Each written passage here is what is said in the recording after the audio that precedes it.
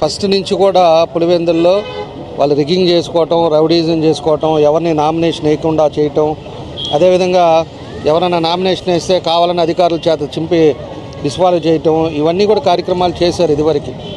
ఈరోజు సమర్థవంతమైన నాయకుడు పరిపాలనలో ఉండేటప్పుడు ఈరోజు లా అండ్ ఆర్డర్ కరెక్ట్గా ఉంది కాబట్టి ఈరోజు ఏమీ చేయలేకపోయారు. ఈరోజు అక్కడ ఉండే పబ్లిక్ కూడా వాళ్ళు ఓటు హక్కు ఈరోజు ఉపయోగించుకోగలిగారు. ఇదివరకు ఏ విధంగా ఉండేదో ఇప్పుడు ఎట్లా ఉందో చూసాం. పోయినసారి కూడా చూసాం మనం. వాళ్ళ గవర్నమెంట్లో ఉండేటప్పుడు కొంతమంది నామినేషన్లు వేస్తుంటే తీసుకొచ్చి కొట్టిన రోజులు కూడా చూసాం మనం అంతా కూడా. ఈరోజు ఎక్కడా కూడా మన పోలింగ్ కూడా ఎక్కడా కూడా డిస్టర్బెన్స్ లేదు. పోలింగ్ కూడా ప్రశాంతంగా జరిగింది. ప్రతి ఒక్కరు కూడా వాళ్ళ ఓటుకు ఉపయోగించుకున్నారు. కాబట్టి ఇది ఒక రిజల్ట్. ఇది ఎందుకంటే ఎప్పుడూ అతిగా చేయకూడదు అనేది కూడా మేము చెప్తూనే ఉంటాం. ఈరోజు నీకు ఒక అవకాశం అనేది ప్రజలు ఇచ్చారు. 151 సీట్ ఇచ్చారు. నువ్వేం చేసావు? బటన్ వేస్తున్నాను, అకౌంట్లో వేస్తున్నానని చెప్పావు తప్పితే ఈరోజు లా అండ్ ఆర్డర్ కానీ అదేవిధంగా డెవలప్మెంట్ యాక్టివిటీస్ కానీ ఏది ఒకటి కూడా పట్టించుకోవాలా.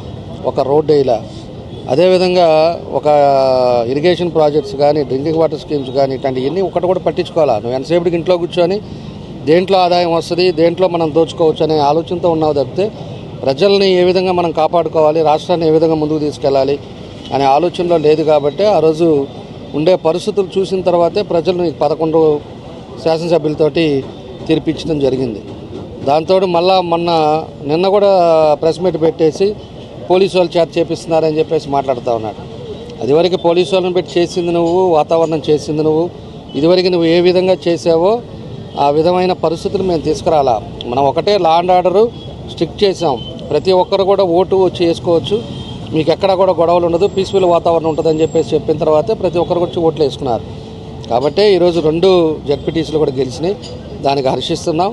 ఇప్పుడన్నా బుద్ధి తెచ్చుకోవాలని జగన్ రెడ్డికి చెప్తా ఉన్నాం. ఎప్పుడు కూడా అతిగా చేసే అవకాశం ఉందలే అని చెప్పి అతిగా చేస్తే రేపు మళ్ళా ముందు చూడాల్సిన బాధ్యతలు వస్తాయి. కాబట్టి ఇలాంటివన్నీ కూడా అతనికి ఒక లెసన్ అని చెప్పి ఈ సందర్భంగా తెలియజేస్తూ ఉన్నాం. కాబట్టి 11 తోటి పెట్టారు. అసెంబ్లీకి రాని పరిస్థితుల్లో ఉన్నారు. అపోజిషన్ లేకుండా కూడా తెచ్చుకున్నాం అన్ని సీట్లు ఇచ్చిన తర్వాత. ఇప్పుడన్నా కూడా మార్పి ఎక్కడ పొరపాట్లు జరిగిందా దాన్ని రెక్టిఫై చేసుకుంటే మంచిది. ఇంకా కూడా అబద్ధాలు మాట్లాడటం, లేకపోతే ఎవరో ఒకరి చేత మాట్లాడించే వాళ్ళ చేత మాట్లాడించి కామెంట్ చేయడం వల్ల ఉపయోగం లేదు. ఈరోజు ప్రజలందరూ కూడా పూర్తిగా అర్థం చేసుకున్నారు. ప్రజలకు కావాల్సినవి, ప్రజల ఇబ్బందులను ఎప్పుడు తెలుసుకునే తెలుగుదేశం పార్టీ. అభివృద్ధి అంటే తెలుగుదేశం పార్టీ, తెలుగుదేశం అంటేనే అభివృద్ధి అనేది ప్రజలకు తెలుసు. తెలుగుదేశం గవర్నమెంట్లో ఉండేటప్పుడే ఏ పనులన్నా కూడా జరుగుతాయి అనేది ఈరోజు ప్రజలందరికీ కూడా తెలుసు. కాబట్టి ఇప్పుడన్నా కూడా తెలుసుకొని పద్ధతులు మార్చుకుంటే బాగుంటుందని చెప్పేసి తెలియజేస్తాము.